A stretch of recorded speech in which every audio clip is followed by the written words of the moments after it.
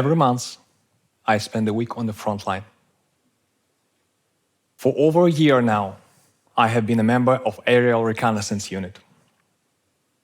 Before the invasion, I had only used a drone to scout location for my architectural practice. Now, I pilot a UAV to help Ukrainian artillery spot targets. This time, 2 years ago, I would probably introduce myself as the CEO of an architectural studio. Maybe I would also brag about owning 2 cafes in Kyiv, which I also designed. To be clear, I still am an architect and entrepreneur. It's just that now I consider those roles supporting.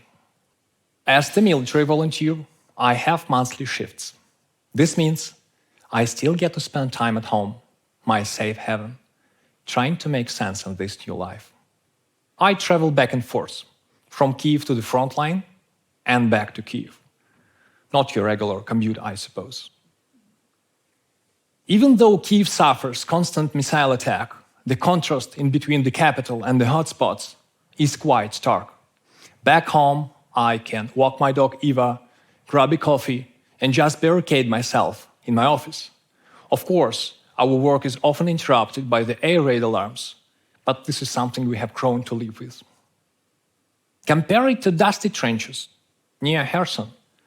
Our bureau's open space office seems like a perfect work environment. But somehow, whenever I try to focus, I keep thinking back to those trenches. It is there, just a few miles from the battlefield, where I can feel the most productive. And it is then, in times of distress, when I can clearly see what the future holds. Of course, it hasn't always been this way. Before Russia launched its full-scale war, I had a pretty regular life. Well, maybe not that regular. My architectural studio was busy pushing the envelope.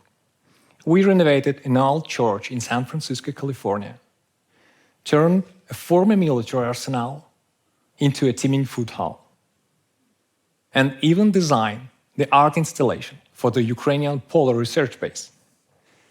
Seriously, here's the proof, all the way from Antarctica. All I'm saying, we were doing just fine. Great even. But then came the sickest plot twist one could imagine. On February 24, 2022, I woke up to the sounds of explosions. Now I don't know if you know many people from Ukraine, but our humor can be rather dark.